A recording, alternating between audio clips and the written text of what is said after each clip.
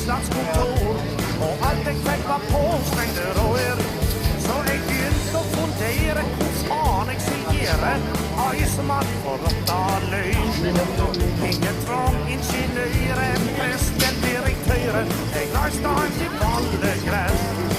Jeg levde på stol og vann, av og til øl og brann. Jeg tålte jeg galen, for å se det staden. Den er bra sånn, kan du se. Heier likevel.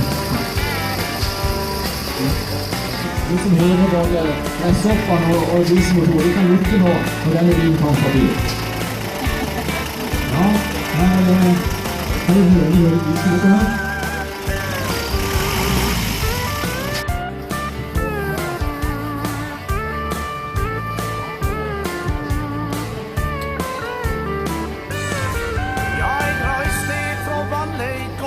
Gamle lastebil helt på misse vid og forstand. Jeg siller ned til bygda, kanskje Kristiansand, der folk stod hårdt på rang. Både mamma og pappa, de mente at jeg var galen. Jeg siller veiset deg at jeg var kar. At jeg ikke var bondig og ikke leika saui. Jeg siller nok kom i hatt. For jeg levde på stump og vann, av og til øl og brann. Jeg kåt, jeg galen, med på setestalen. Levde på stump og vann.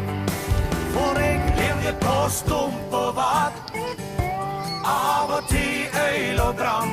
Jeg kåt, jeg galen, med på setestalen. Levde på stump og vann. Jeg levde på stump og vann, av og til øl og brann. Jeg kåt, jeg galen, med på setestalen.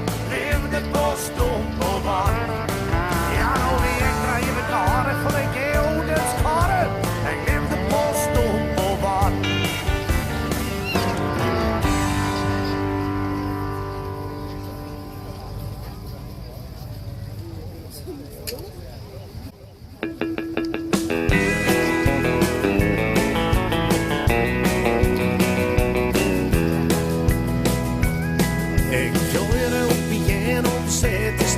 Det var roseveir og det ble så kaldt.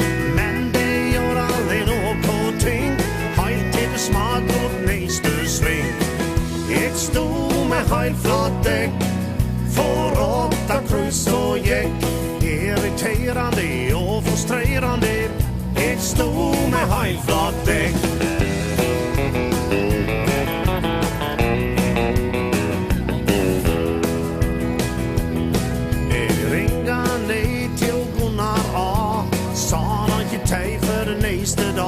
Men jeg kan nå fenge deg til hjelp meg nå. Du får sipte sjave, sa han og lo. Jeg stod med helt flatt dekk, for 8 kryss og gikk.